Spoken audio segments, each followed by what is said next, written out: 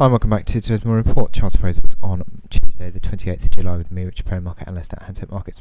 Moving on to sterling dollar now, and we've just had this UK GDP data out, the preliminary reading of Q2 data, and it's come out bang in line with expectations. Bit of a jump on cable in the wake of that data, but plus 0.7% has been sort of reaffirming a decent start to the year for the UK economy. So, how is this impacting the chart? Well, still pretty much neutral. Any real direction in the past 2 weeks, really. Look at these momentum indicators. RSI bang on 50, MACD lines neutral. Stochastics very slightly positive, but still pretty much neutral. So yeah, pretty in the context of where we're at generally, cable is fairly much of a neutral play. Still not really much doing there. Well, the fib levels are still acting as a big level of changing sort of consolidation. And look at these last few weeks, really. These fibs have acted excellently on this big fig run here from that June rally from 51.88 to 59.28.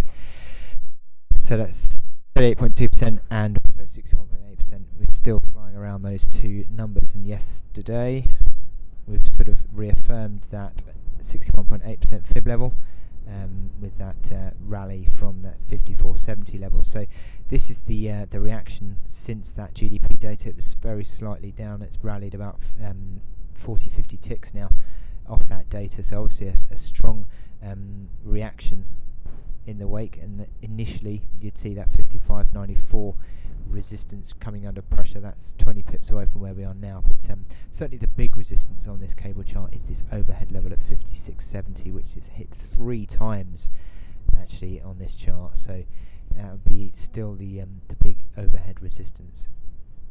You could argue that playing the RSI on this chart is a way to do it on the hourly, maybe because it's so range bound. So every time it gets towards 70, maybe you look for your selling opportunities. Every time it gets towards 30, you look for sort of supportive buying opportunities, or certainly finishing or certainly thinking about closing out your short positions anyway. So that's something to think about. But at the moment, it's fairly range bound and not really showing too much direction. Likely to continue actually, although there might be some flying around this afternoon. You've got a bit of US data, but also you've got the FOMC as well, so the market's likely to form into more of a consolidation, I think, as the day goes on, certainly into the evening and overnight. I would expect that to happen. So I wish you good luck in your trading today, and I will speak to you later. Thank you.